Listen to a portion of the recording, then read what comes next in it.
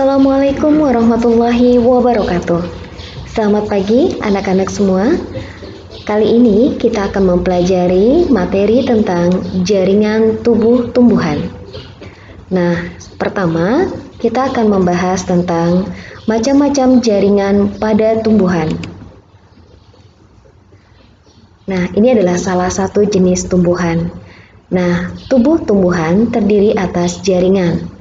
Tahukah kamu apa saja yang dimaksud dengan jaringan? Jaringan merupakan sekumpulan sel yang mempunyai bentuk, fungsi, dan sifat-sifat yang sama. Jadi, kumpulan-kumpulan dari sel maka akan membentuk suatu jaringan. Nah, jaringan-jaringan akan menyusun diri menjadi suatu pola yang jelas di seluruh bagian tumbuhan. Misalnya, jaringan yang berfungsi dalam pengangkutan air dan makanan akan membentuk suatu sistem pembuluh pengangkutan. Jaringan-jaringan tersebut akan menyusun organ tumbuhan, yaitu organ akar, batang, maupun daun.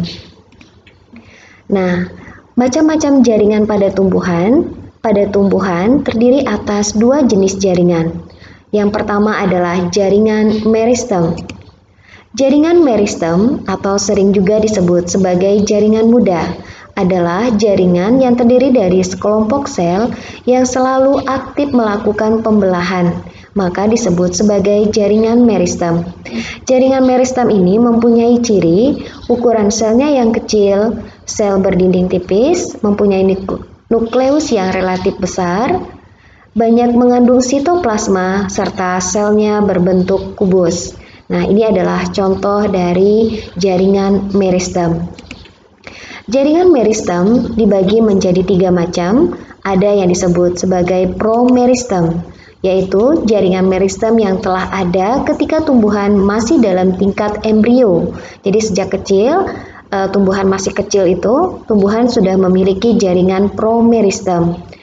Kemudian ada meristem primer, adalah meristem yang terdiri atas sel-sel yang berasal dari sel-sel embrionik dan sel tersebut selalu aktif melakukan pembelahan, sehingga jaringan meristem primer ini menyebabkan tumbuhan menjadi tumbuh memanjang atau bertambah tinggi.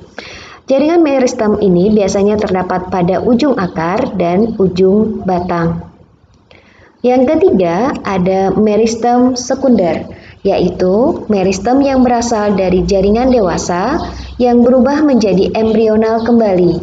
Contohnya, jaringan kambium dan jaringan gabus. Jaringan meristem sekunder ini menyebabkan tumbuhan menjadi tumbuh melebar karena adanya kambium dan kambium gabus yang dimilikinya.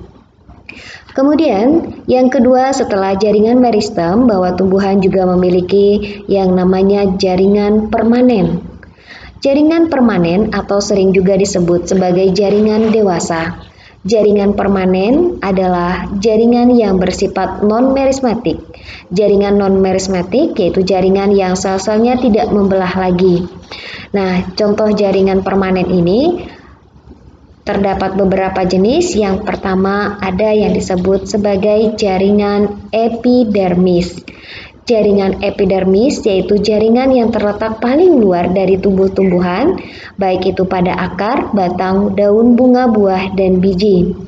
Jaringan epidermis ini berfungsi untuk melindungi bagian yang berada di bawahnya. Modifikasi dari jaringan epidermis pada tumbuhan dapat membentuk stomata, trikoma, maupun spina. Kita lihat contoh jaringan epidermis. Ini adalah jaringan epidermis pelindung pada bagian luar tubuh tumbuhan. Berikutnya, setelah jaringan epidermis ada jaringan parenkim. Jaringan parenkim sering juga disebut dengan jaringan dasar. Jaringan dasar atau parenkim ini terdapat pada seluruh organ tumbuhan. Nah, disebut sebagai jaringan dasar karena sebagai penyusun sebagian besar jaringan pada akar, batang, daun, bunga, buah, dan biji. Nah, ini adalah contoh jaringan parenkim. Jadi, jaringan parenkim itu jaringan yang terdapat pada seluruh bagian tumbuhan. Berikutnya, ada jaringan penyokong. Jaringan penyokong berperan dalam menunjang bentuk tumbuhan agar dapat berdiri dengan kokoh. Nah, jaringan penyokong ini terdiri atas dua, ada jaringan kolenkim dan ada jaringan sklerenkim. Nah, sekarang kita lihat jaringan penyokong, kolenkim, dan ini adalah sklerenkim. Nah, apa beda antara kolenkim dan sklerenkim? Kalau jaringan kolenkim, jaringan yang terdiri atas sel-sel yang dinding selnya mengalami penebalan selulosa dan merupakan sel-sel hidup.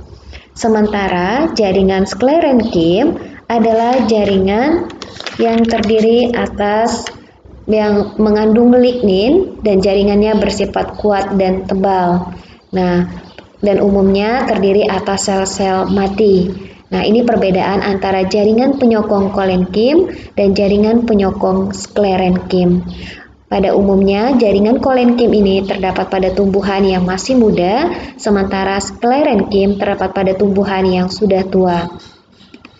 Berikutnya adalah jaringan pengangkut.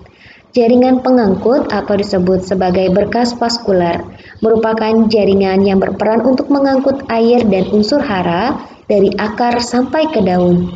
Jaringan pengangkut ini terdiri atas dua, ada xilem atau sering disebut sebagai pembuluh kayu dan phloem, pembuluh tapis. Xilem ini berfungsi untuk mengangkut air dan zat hara dari akar ke daun. Sementara phloem berfungsi untuk mengedarkan hasil fotosintesis ke seluruh bagian tumbuhan.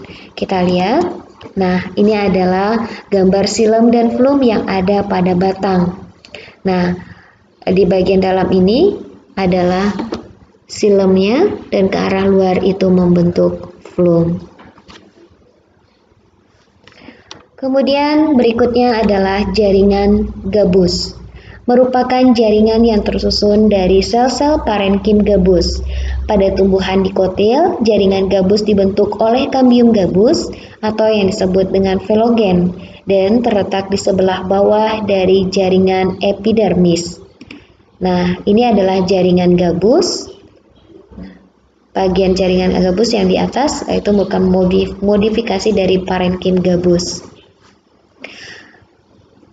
Nah, ini adalah jaringan-jaringan yang terdapat pada tumbuhan.